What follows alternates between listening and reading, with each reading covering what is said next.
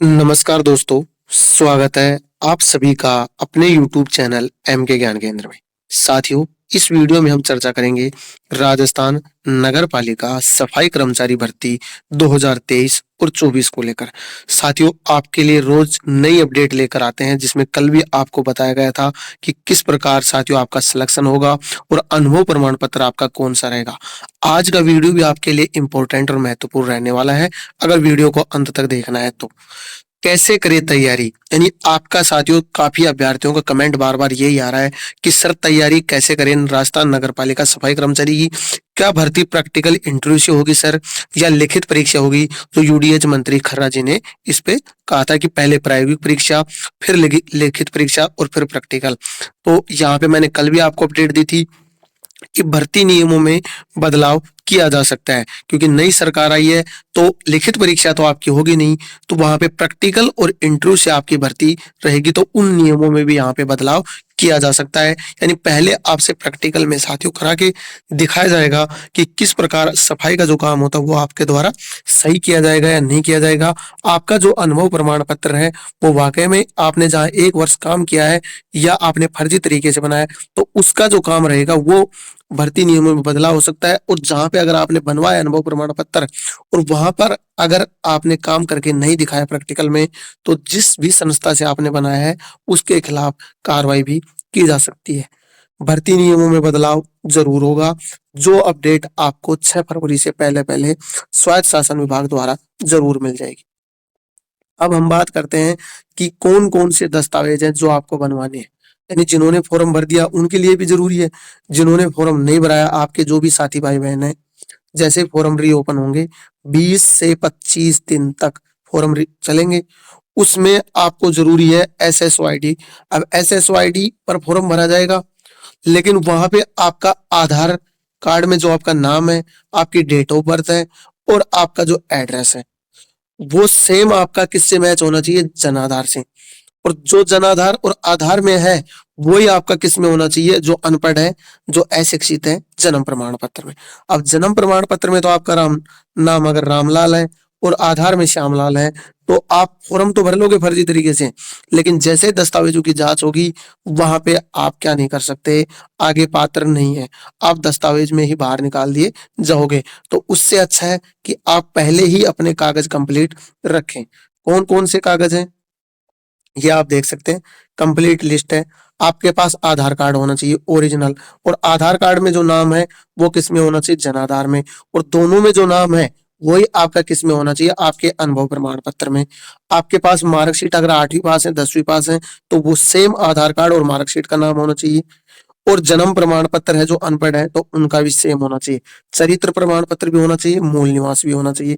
जाति प्रमाण पत्र और मैरिज है तो विवाह प्रमाण पत्र आपके पास होना जरूरी है।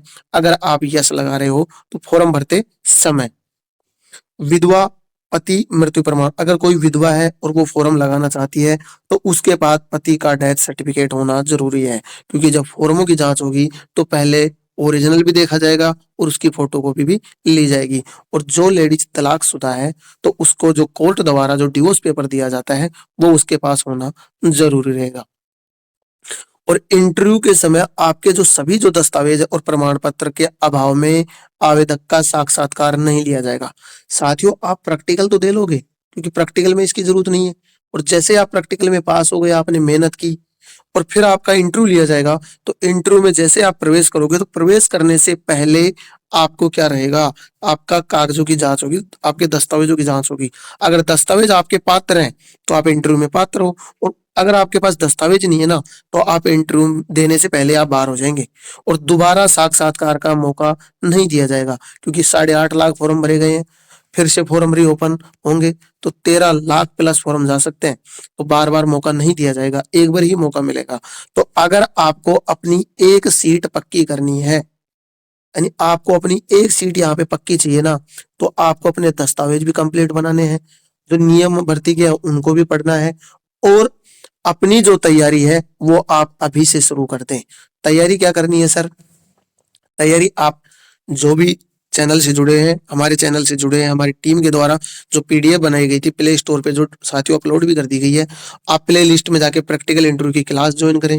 वहां पे कंप्लीट प्रश्न देखिए, रोज आप 30 प्रश्नों का टारगेट लेके चलें कि इन 30 प्रश्नों को आपको रिवाइज करना है।